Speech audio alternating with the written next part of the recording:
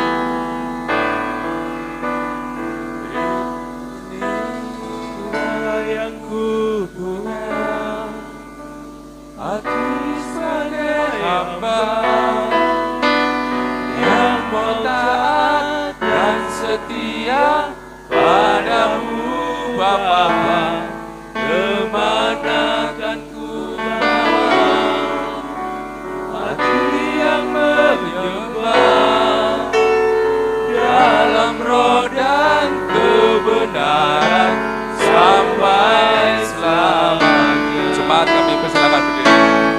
Inilah yang ku punya, maju sebagai hamba yang mau taat dan setia padamu Bapa, kemana kan ku bawa hati yang menyembah dalam roh dan kebenaran sampai selamanya.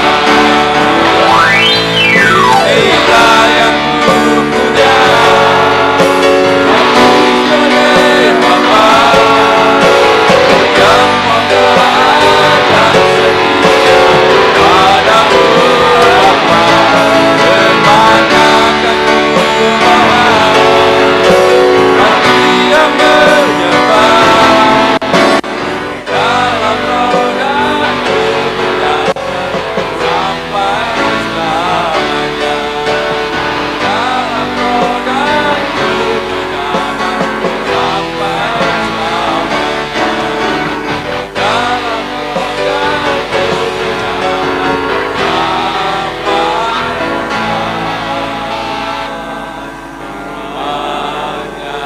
Beri kemuliaan bagi Tuhan.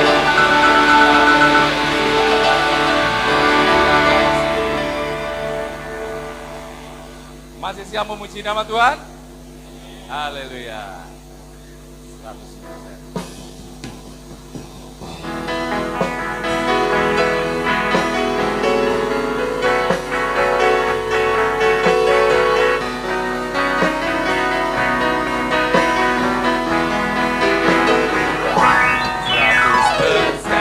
Cintaku hanya padamu. Bangun pagi ku selalu bersyukur padamu. Siang hari pergi kerja memulimu. Ku tak lupa menyembahmu. Oh, Yesus, oh Lord, oh Yesus, I love Jesus, aku cinta Yesus. Tiap hari, tiap saat di hatiku, hanya Yesus kekasih dalam hidupku. 100% cintaku hanya untukmu. Bangun pagi ku selalu bersyukur padamu. Siang hari pergi kerja memujimu. Aku hidup ku tak lupa menyembahmu. Oh, Yesus, oh Lord, oh Yesus, I love Jesus, aku cinta Yesus. Tiap hari, tiap saat di hatiku, hanya Yesus kekasih dalam hidupku. Hanya Yesus kekasih dalam hidupku. Hanya Yesus kekasih dalam hidupku. Haleluya. Puji Tuhan, jemaat silakan duduk. Hari ini adalah hari spesial Harnas kaum pria. Mari juga monggo. Kami silakan. Oh, maaf. Benda ini siapa? sejati. Pria sejati. Satu, Satu. menjadi laki-laki adalah masalah kelahiran, Jadi laki-laki adalah tetapi menjadi pria sejati tapi menjadi pria sejati adalah masalah pilihan. adalah masalah pilihan. Dua, Dua. kedewasaan tidak diukur dari usia, Kedewasaan tidak diukur dari usia, tetapi dari penerimaan tapi dari penerimaan akan tanggung jawab. akan tanggung jawab. Tiga, Tiga. pemenang bukanlah mereka Pemenang bukanlah mereka yang tidak pernah gagal, melainkan mereka yang tidak pernah berhenti mencoba. melainkan mereka yang tidak pernah berhenti mencoba. Empat, Empat. bagi seorang pria sejati, Bagi seorang pria sejati, dosa adalah dosa. dosa adalah dosa. Dosa bukanlah sekedar masalah. Dosa bukanlah sekedar masalah. Lima, Lima. seni komunikasi tidak terletak Seni komunikasi tidak terletak pada kemampuan untuk berbicara, pada kemampuan untuk berbicara, tetapi pada kemampuan tetapi pada kemampuan berbicara. enam, Nah, kesempurnaan seorang pria, kesempurnaan seorang pria, kesempurnaan dengan Kristus kesempurnaan dengan Kristus adalah hal yang sama. adalah hal yang sama. Terima kasih. Demi Allah. Sebentar. Sebentar apa bapak-bapak? Tetap sempurna, Mas. Ya. Kita mau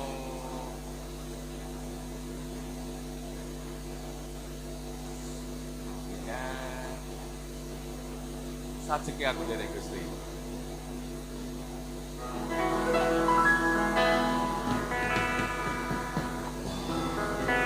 Mari goyang bapak-bapak.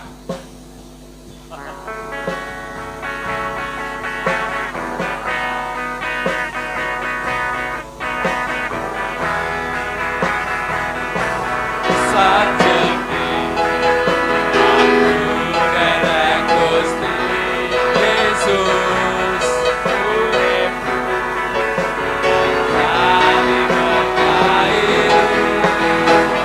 hatiku ayam tentrem hatiku ayam tentrem kabeh iku Gusti Yesus kapaini. Haleluya. Sajeki aku derek Gusti Yesus uripku tansah berkahi hatiku ayam tentrem hatiku ayam tentrem kabeh iku Gusti Yesus kapaini. Matur nuwun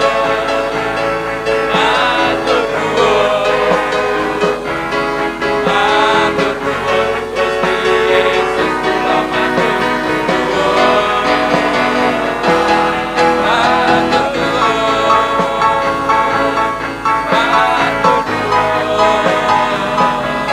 Matur nuwun Gusti Yesus kula matur Matur nuwun Gusti Yesus kula matur nuwun.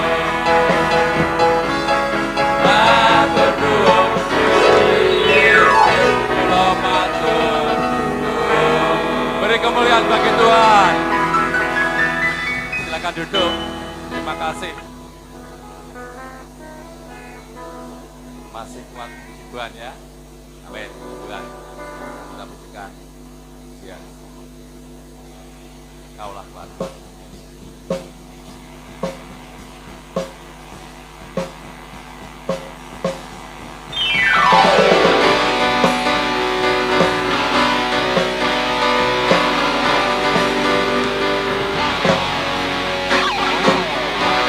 Meskipun ku sudi depanmu, rintangan bermadang-madang, kau musuh, engkau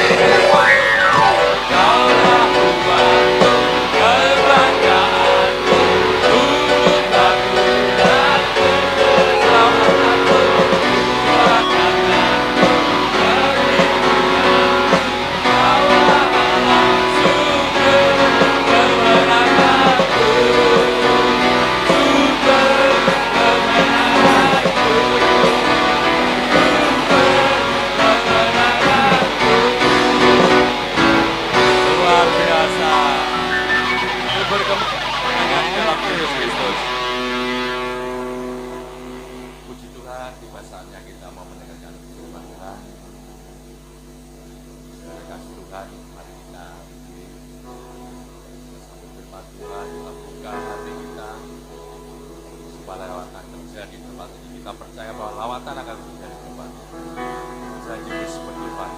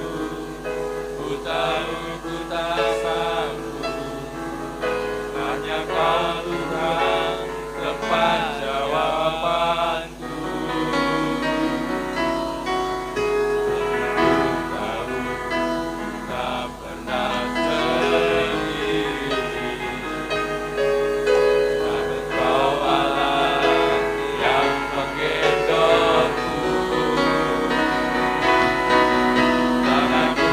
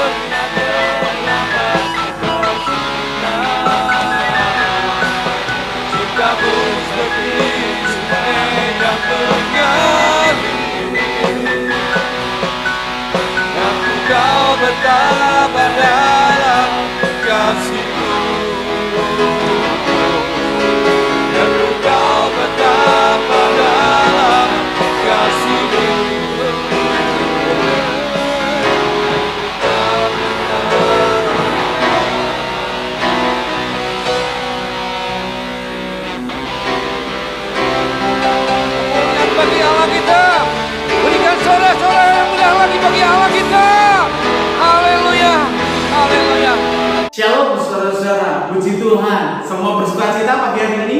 Haleluya, puji Tuhan.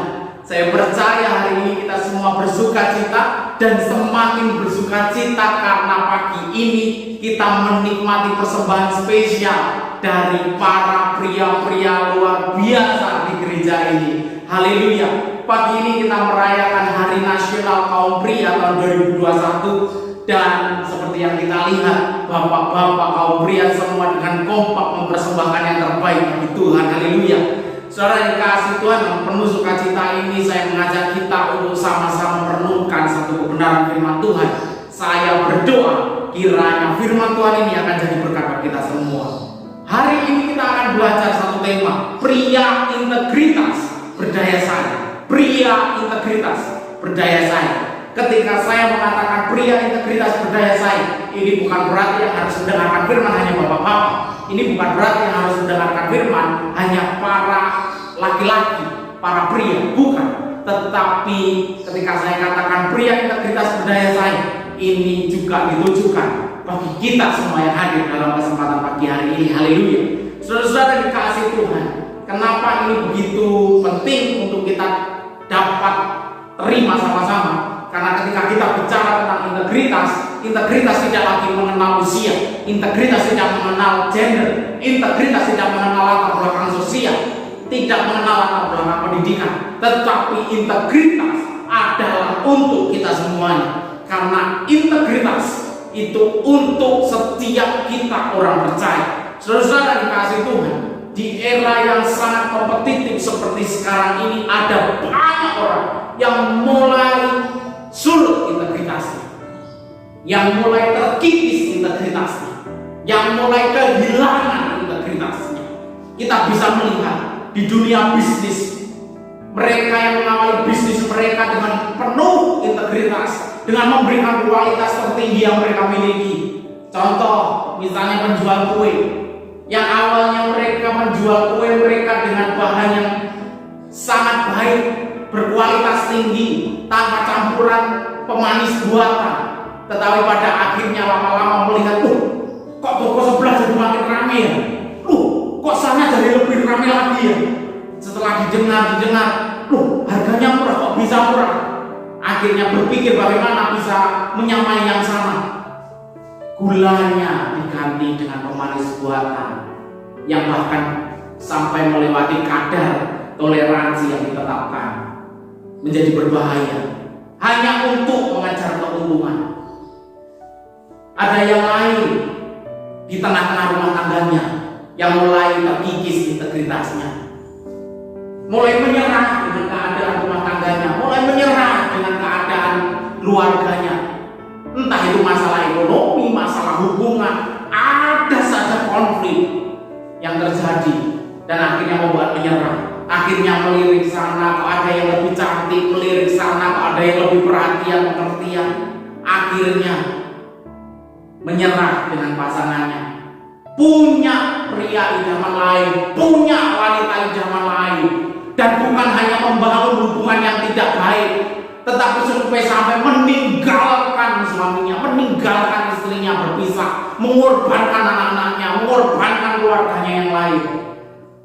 Dan mirisnya, saudara dikasihi Tuhan, integritas yang harusnya dipegang teguh oleh orang-orang Kristen, orang-orang percaya, tetapi sekali lagi mirisnya ada di antara orang-orang Kristen, orang-orang percaya yang juga terjerembab dengan masalah integritas ini, dan seolah-olah ketidakjujuran, ketidaksalehan, ketidaksetiaan menjadi hal yang tidak lagi tabu dalam kehidupan. Padahal saudara-saudara yang dikasihi Tuhan, integritas harusnya bisa membuat kita menjadi pribadi-pribadi yang tetap berjalan, bertahan, teguh, mempertahankan segala sesuatu dan mengalami kemenangan. Mengapa itu bisa terjadi? Karena melihat makna integritas dalam Kamus Besar Bahasa Indonesia sungguh luar biasa. Integritas merupakan kata benda yang berarti mutu, sifat atau keadaan yang menunjukkan kesatuan yang utuh, sehingga memiliki potensi dan kemampuan untuk memancarkan kewibawaan, kejujuran. atau kalau boleh saya sederhanakan, dengan kata lain, orang akan menilai kita layak dihargai, layak diunggulkan, layak dipertahankan atau tidak, ya dari integritas itu, saudara-saudara yang kasih Tuhan. Oleh karena itu pagi hari ini, dalam situasi yang membahagiakan, yang penuh dengan sukacita pagi hari ini, saya mengajak kita semua untuk melihat nasihat dari Rasul Paulus dalam 1 Korintus 16 ayat 13 sampai 14. 1 Korintus 16 ayat 13 sampai dengan yang ke-14.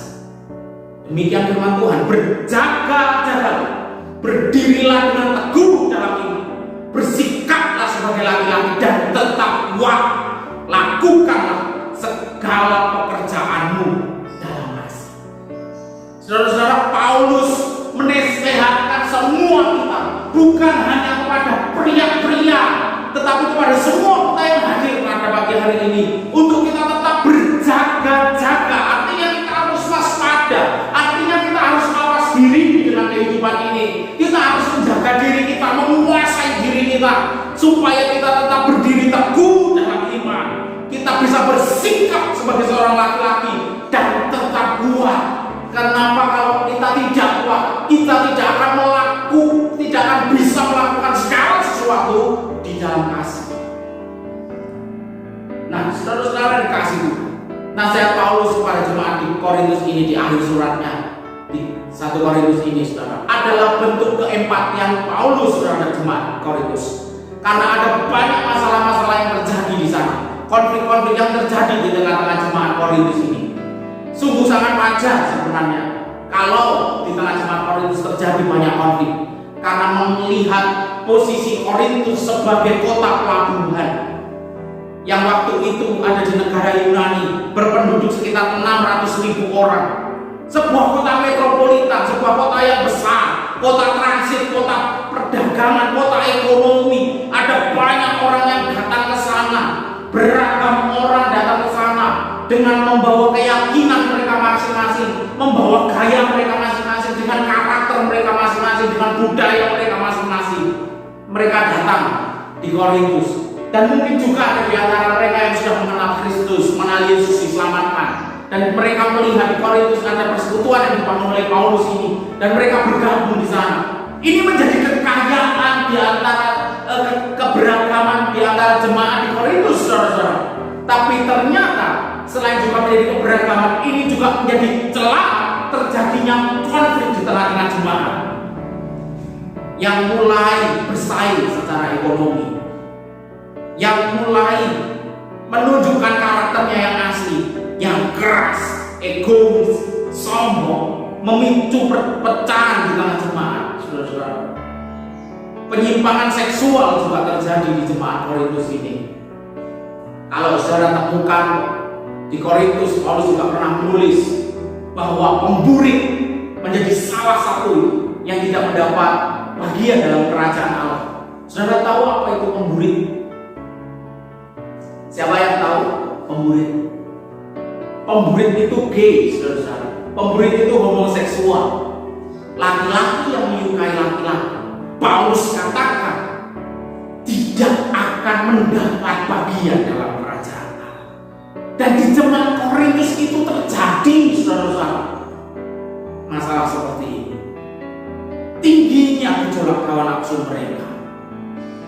Dan Paulus sebagai seorang pemimpin yang walaupun hatinya lebih kepada sebagai seorang misionaris, penginjil, tetapi jiwa penggembalaannya tergerak untuk menuliskan pesan-pesan kepada jemaat Korintus, karena masalah yang sedemikian kompleks di jemaat itu. Untuk itu, saudara-saudara dikasih Tuhan, pagi hari ini khususnya kita sebagai seorang kaum pria yang lebih sering dihadapkan dengan keadaan dunia dengan segala macam godaannya, perhatikan nasihat Paulus ini. Yang pertama, miliki keintiman dengan Allah. Paulus katakan, berjaga-jagalah, berdirilah dengan teguh di jalan iman. Saudara-saudara yang dikasih Tuhan, poin pertama nasihat Paulus ini mengingatkan kita untuk senantiasa waspada, untuk senantiasa menjaga diri kita dari godaan-godaan, dari tawaran-tawaran dunia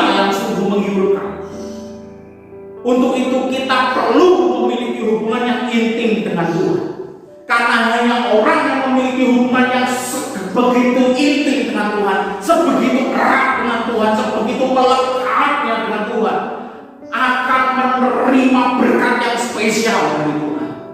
Amin, saudara-saudara. Orang yang intim dengan Tuhan akan membuat dirinya hanya mengambil sesuatu yang baik dengan cara yang baik, bukan dengan cara curang yang dunia biasa lakukan dan sekarang sudah dianggap baik. Ketika kita intim dengan Tuhan, kita akan ngerti bagaimana kita tetap mendapati perasaan Tuhan dalam diri kita. Ketika kita intim dengan Tuhan, kita tidak akan nyakiti hati Tuhan, tidak punya keinginan itu. Kita akan tahu bahwa kalau kita menurunkan integritas kita, menurunkan kualitas dagangan kita, menurunkan kualitas produk kita, itu tidak baik. Maka kita akan berpikir bagaimana caranya tetap kualitas itu tetap, tetapi kita juga memperoleh keuntungan. Kita tidak akan lagi suka dengan cara-cara kita. Kita melihat yang di sana melakukan hal yang curang, di sana melakukan hal yang tidak baik, di sana melakukan hal-hal yang seharusnya tidak dilakukan, tetapi kita anak Tuhan. Kalau kita intim dengan Tuhan, kita percaya Tuhan menyediakan bagi kita apa yang kita perlukan. Firman Tuhan Alkitab saya katakan, berkat Tuhan yang menjadikan kaya. Dan orang yang intim dengan Tuhan yang akan memetik, yang akan menikmati apa yang dimaksud berkat Tuhan menjadikan kaya. Amin, saudara-saudara. Milikilah keintiman dengan Tuhan. Yang kedua, sebagai anak-anak Tuhan, khususnya kita laki-laki, kita harus teguh dalam perjuangan kita. Paulus mengatakan, bersikaplah sebagai laki-laki dan tetaplah kuat. Ketika Paulus mengatakan bersikaplah sebagai laki-laki, tentu Paulus tidak bermaksud mengatakan kepada para pria, kepada para laki-laki di jemaat Korintus ini, saudara-saudara. Tetapi Paulus memaksudkan untuk seluruh jemaat Korintus harus bersikap sebagai seorang laki-laki. Laki-laki adalah gambaran pribadi yang kuat, gambaran pribadi yang teguh, gambaran pribadi yang agung, yang tidak gampang nyerah. Itu maksudnya Paulus. Itu sebabnya kita sebagai orang percaya, orang Kristen, kita harus teguh dalam perjuangan kita. Kita tidak boleh kalau menyerah, tidak boleh kalau putus asa. Bersikaplah sebagai laki-laki, tetap kuat. Pria-pria harus tetap teguh sebagai seorang pejuang. Pejuang bagi istri, pejuang bagi anak-anak, pejuang bagi keluarga. Bagaimana cara kita untuk memperoleh kepuasan di tengah-tengah keluarga kita? Kita memenuhi kebutuhan keluarga kita. Kita harus berjuang dengan teguh, dengan cara yang baik. Kita harus mengerti bahwa sebagai laki-laki kita harus menjalankan fungsi kita sebagai seorang imam di tengah-tengah keluarga. Oleh sebab itu seorang pria harus bersikap seperti laki-laki. Sekali lagi ketika Paulus mengatakan bersikap seperti laki-laki, Paulus tidak katakan itu untuk hanya laki-laki. Karena Paulus menggambarkan dirinya seperti seorang panglima, pemimpin pasukan yang ada di depan ketika mereka akan berperang. Kalau saudara pernah melihat film Braveheart, di situ ada adegan perang. Sebelum perang ada seorang pria pemimpin pasukan itu memberikan orasi-orasi penyemangat, motivasi untuk prajurit-prajurit yang akan berperang pada waktu itu. Dan Paulus mengumpamakan dirinya seperti seorang pemimpin prajurit itu, menyemangati mereka, jangan menyerah dengan keadaanmu, jangan menyerah walaupun di sana berbuat perang, jangan menyerah walaupun di sana melakukan penyimpangan-penyimpangan, jangan engkau tinggalkan imanmu walaupun di sana meninggalkan imanmu. Itu maksudnya Paulus memberikan semangat agar setiap jemaat Korintus tidak menyerah. Dan pagi hari ini pesan firman Tuhan sama, jangan menyerah. Apalagi kita seorang pria. Kita harus menjadi pria Kristen yang gagah dan tegas bertanding melawan musuh-musuh kita dalam membela iman kita dan keluarga kita dan mempertahankan hidup kita yang lurus. Tunjukkanlah bahwa kita adalah laki-laki yang kokoh dalam pemikiran, tetapi tetap tenang dalam setiap tindakan kita. Kita jadi orang yang tidak gampang panik. Kita jadi orang jangan gampang takut. Kita jadi orang yang gampang khawatir. Kita jangan jadi orang yang gampang bimbang, gampang ragu. Tetapi kita harus kokoh, kuat. Karena Tuhan katakan, aku menyertai engkau. Makanya kita harus kuat. Haleluya. Yang ketiga, mari kita lakukan segala sesuatu dengan penuh kasih sayang. Kita harus memiliki kasih. Paulus katakan, lakukan segala pekerjaanmu dalam kasih. Artinya, bukan yang kita kasih yang kita jadikan pekerjaan. Bukan yang kita senang yang kita kerjakan. Tetapi mau senang dan senang, kita harus tetap mengerjakannya di dalam kasih. Sekalipun istrimu mulai berubah menjadi lebih gemuk, menjadi lebih tidak beraturan. Sekalipun suamimu sekarang mulai berubah menjadi tua kering, tetapi jangan menyerah. Tetap kasih dia, tetap rawat dia, tetap perhatikan dia. Sama seperti ketika engkau mencintai dia pertama kali. Tetap lakukan seperti itu, saudara-saudara. Tetap lakukan seperti itu. Tetap perhatikan dia, tetap cintai dia dengan cinta yang tulus, yang murni. Sama seperti engkau melihatnya dan terkagum padanya pertama kali. Ya saudara, kita harus tetap mengasihi apapun keadaannya. Tetapi kita juga harus hati-hati, karena iblis pun mengintip di depan pintu, mengincar kelemahan kita. Kita dituntut untuk mengasihi, memberikan kasih sayang. Tetapi iblis itu pintar, iblis itu licik. Dia juga bisa menggunakan kasih sayang untuk membuat kita jatuh, membuat kita terjerembab, membuat kita hancur hidup kita. Mengatasnamakan kasih sayang untuk memperhatikan dengan cara yang salah. Melihat suamiku kok begini ya, di sana ada yang lebih perhatian, ada yang lebih kaya, dompetnya lebih tebal. Para suami melihat, aduh istriku kok semakin tidak beraturan ya, sudah rambutnya putih, keriput, kisut, aduh di sana kok ada yang lebih aduhai, lebih cantik, lebih mulus, lebih muda, senyumannya manis sekali, kerlingan matanya indah sekali, aduh jatuh. Dan kayaknya kok dia butuh topangan ya. Akhirnya didekati, alasannya kasihan. Alasannya kita sebagai orang percaya itu harus berbuat kasih. Saudara-saudara, hati-hati dengan kasih yang menipu. Hati-hati dengan kasih yang jahat ini. Kasih yang sudah diselubungi oleh dosa, kasih yang diselubungi oleh pekerjaan kuasa kegelapan ini. Hati-hati ya saudara, karena kasih seperti ini akan menghancurkan. Kelihatannya baik tapi menghancurkan. Hati-hati saudara. Untuk itu kita perlu menjadi seorang yang harus mendasari kasih kita dalam kerangka kekudusan. Dalam kerangka kekudusan, didasari oleh kekudusan. Kenapa? Karena kekudusan adalah etika dalam kerajaan Allah. Kekudusan adalah norma dalam kerajaan Allah. Kalau kita tetap membungkus diri kita dalam kekudusan, kita tidak akan melakukan hal-hal yang tidak kudus. Kita tidak akan melakukan hal-hal yang curang. Kita tidak akan mengkhianati pasangan kita. Kita tidak akan meninggalkan orang yang telah sejak awal berjuang bersama dengan kita. Kita tidak akan melakukan hal-hal yang bodoh yang pada akhirnya membuat kita menyesal di kemudian hari. Kita akan semakin berhati-hati. Jadi sekali lagi diingatkan oleh Paulus dalam menjalankan setiap tanggung jawabnya, seorang pria harus mendasarinya dengan kasih yang diselubungi dengan kekudusan.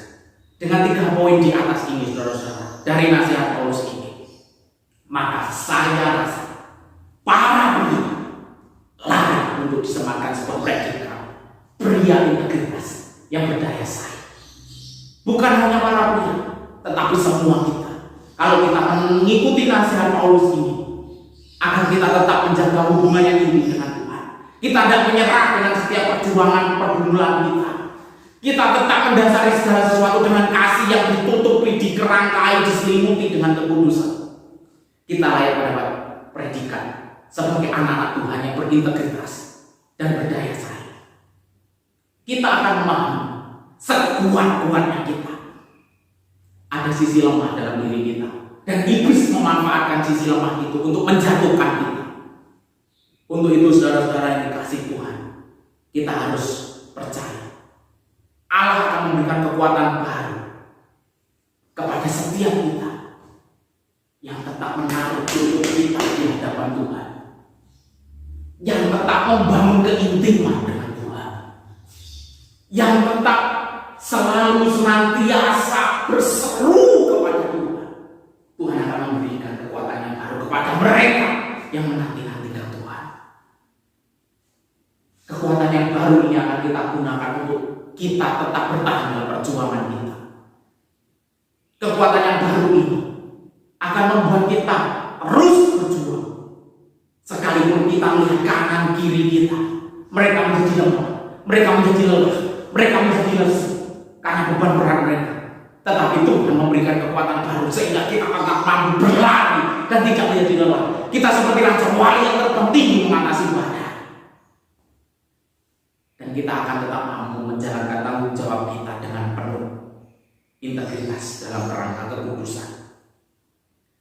Kita menjadi seorang yang memiliki kualitas yang layak diunggulkan.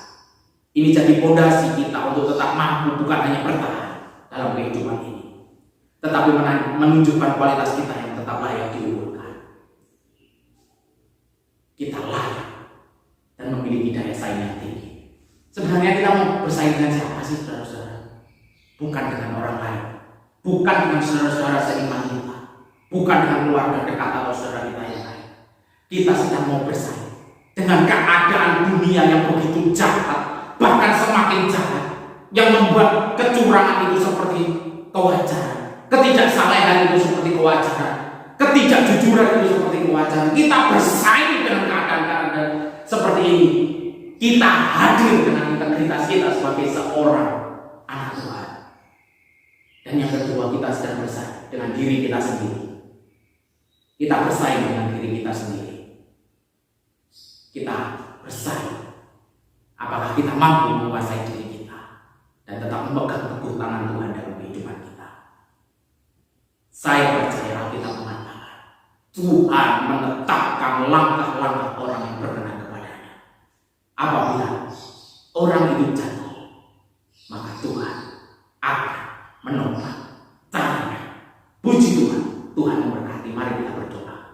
Tuhan Yesus yang baik, kami bersyukur pada kesempatan pagi ini kami mendengar firman.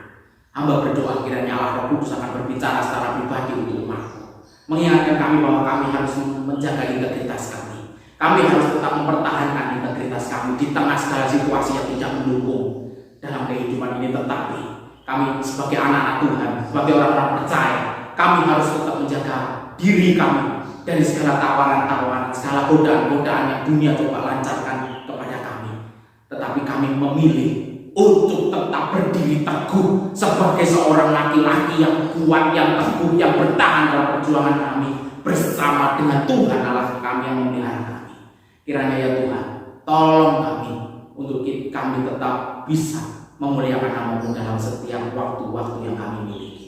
Terima kasih buat pagi hari ini. Kiranya berkati seluruh pendengar, berkati seluruh pemirsa yang juga menonton kami melalui saluran YouTube. Kiranya Tuhan pun akan bekerja dengan kuasanya yang sama seperti kami pada pagi hari ini di tempat ini. Terima kasih Tuhan. Dalam nama Yesus.